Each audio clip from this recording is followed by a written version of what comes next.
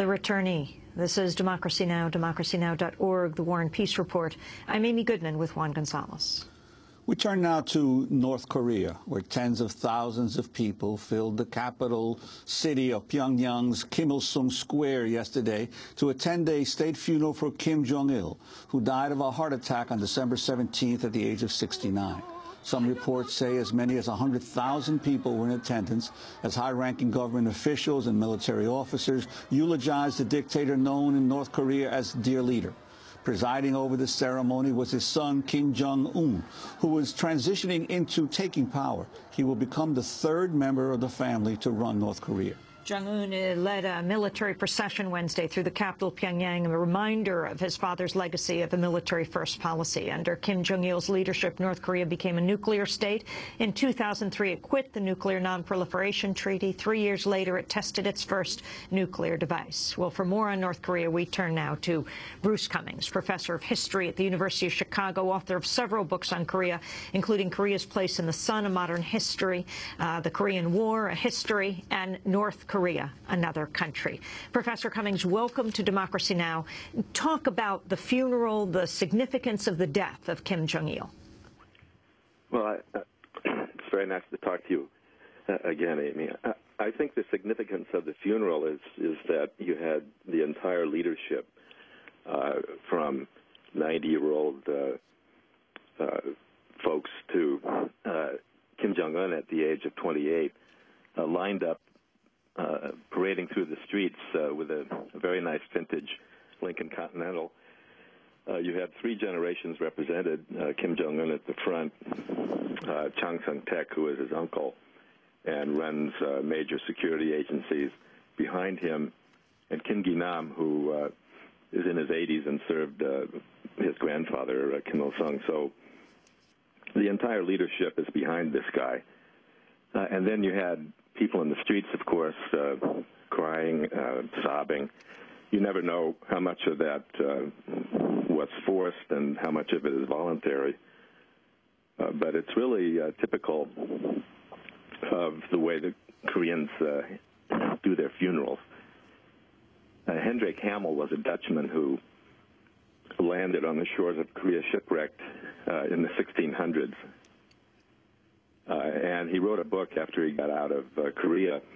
And he said when a father dies, the kin of the father run shrieking through the streets, pulling their hair, crying, weeping. Sometimes they do this for days.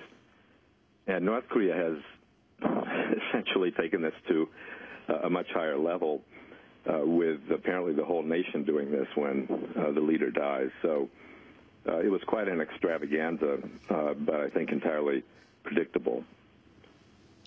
And Bruce Cummings, what about this extraordinary situation, which really has never happened in any other declared socialist state, of three generations of a family, in essence, having a monarchy under the guise of socialism? It certainly didn't happen in China or Russia or Vietnam or any other country that practiced socialism at one time in its history. Well, Koreans have only known monarchy or dictatorship. They've never had an experience of democracy. They had literally millennia of kings coming and going, so that the kind of intrigue that would, for example, try to tell us whether Kim Jong-il is going to choose his first son, Kim Jong-nam, or his second or his third son, Kim Jong-un, it's the kind of thing that went on in Korea for centuries. And you have, exactly as you said, a monarchy imposed, superimposed on a communist state. But it's entirely predictable that Kim Jong-un, because of this monarchical background, would be the successor. I went to North Korea first in August of 1981, and I spoke with, I was trying to get a visa to get out of North Korea into the Soviet Union to take the Trans-Siberian Railway all the way to Moscow. And when I went to the embassy for a visa, a guy roughly my age sat me down, gave me some cognac, and asked me what I was doing in North Korea. And they had just had their 80th Party Congress where, I'm sorry, 6th Party Congress in 1980, where Kim Jong-il had been nominated as the clear successor to his father. And I said something like, oh, Kim Jong-il, he He doesn't look like his father. He's rather diminutive. In fact, he's a spitting image of his mother, and he doesn't look charismatic. And this Soviet fellow said, you know, you Americans always focusing on personality. They've got a huge bureaucratic block behind Kim Jong-il coming to power, and you should come back here in the year 2020 and see his son take power. And that was one of the best predictions I've ever heard about North Korea. It just so happened that Kim Jong-il died in his late 60s rather than in his 80s, so Kim Jong-un is taking power about 8 or 10 years before people expected, who know this regime very well. But that also, in its own way, is not really anything new.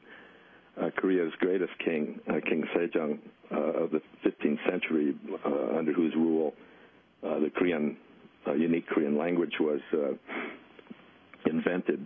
He took power at 30, but the last Korean king, Kojong, who was king before the Japanese seized Korea, he was 11 years old when he came to the throne, and his father, known as the Taewanggun, was the regent behind him who guided him until he came into his own and became a king that lasted decades.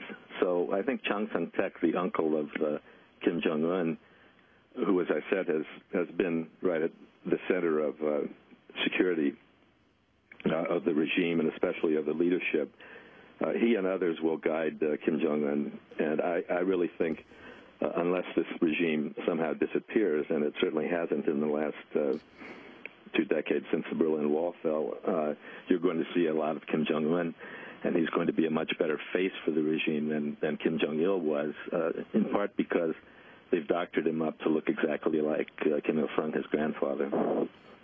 We want to talk about Kim Jong-un, but and we only have a few minutes, but very briefly, if you can talk about the significance of under Kim Jong-il, North Korea becoming a nuclear state, especially as we look right now at the tensions being ramped up around Iran possibly becoming a nuclear state, or those are the accusations that the United States is making. The significance of how it became a nuclear state and what it means today. Well, that is essentially Kim Jong-il's only legacy, if you can call that a positive legacy. He turned North Korea into a nuclear state. They had 2 nuclear weapons tests. One was kind of a dud, but the second one in May of 2009 clearly indicated that they know how to make an atomic bomb. I think otherwise his 17 years are going to be seen as a period of failure. The terrible famine that killed hundreds of thousands of people in the late 1990s is laid at his doorstep. This is a regime that can intervene everywhere in the country if it wants to, and it's just a crime that so many people died under his leadership. He also was not a good face for the regime. He had a very cynical, dyspeptic face, the kind perhaps that a spoiled brat like him gets when he's 40 years old. And so I think you're going to look back maybe 10 years from now on Kim Jong-il's rule as a kind of unfortunate interim. I think North Korea, and I hope North Korea will begin doing better, in part because Kim Jong-un was educated in Switzerland, and unlike his grandfather, has the experience of living in a free and democratic society. And the potential impact on relations with South Korea and reunification, the big issue for both North and South Korea? Well, North Korea's only leadership so far to go into 2012 with a fairly stable situation. There's an election in South Korea in December, and the current president can't run again because he's limited to 1 term. We're having a presidential election in the United States. There's one in Russia, and in China, the top leadership, Hu Jintao, is stepping down, and that will change. So North Korea is a curious kind of island of stability in terms of leadership transition in a year that's going to be extremely important. And North Korea will be watching very carefully, especially who's elected in Seoul. They would like to go back to the period of engagement that Kim Dae-jung and his successor, Roh Moo-hyun, did from 1998 to 2008. And they very much hate the current president, who turned his back on that engagement. They loathe him. They call him a national traitor, so on and so forth. So I'm sure North Korea is hoping that a more palatable, so to speak, leader comes to power next year in the December elections. Bruce Cummings, we have 20 seconds. You've said it's a mistake to call North Korea a one-man dictatorship. Well, in a monarchy, you don't assume that the king is running everything. The king is the symbol of the regime, the face of the regime, and that's even more true of Kim Jong-un than his grandfather or father. You have an enormous collection of power in the military and the party that stands behind him, and in that sense, they're running things, not Kim Jong-un. Bruce Cummings, we want to thank you for being with us. We will continue to go back to you as events develop in North Korea. Again, the two-day funeral of Kim Jong-il is taking place now in North Korea. Professor Cummings teaches history at University of Chicago, author of a number of books on Korea, including North Korea, Another Country. This is Democracy Now! Back in 30 seconds.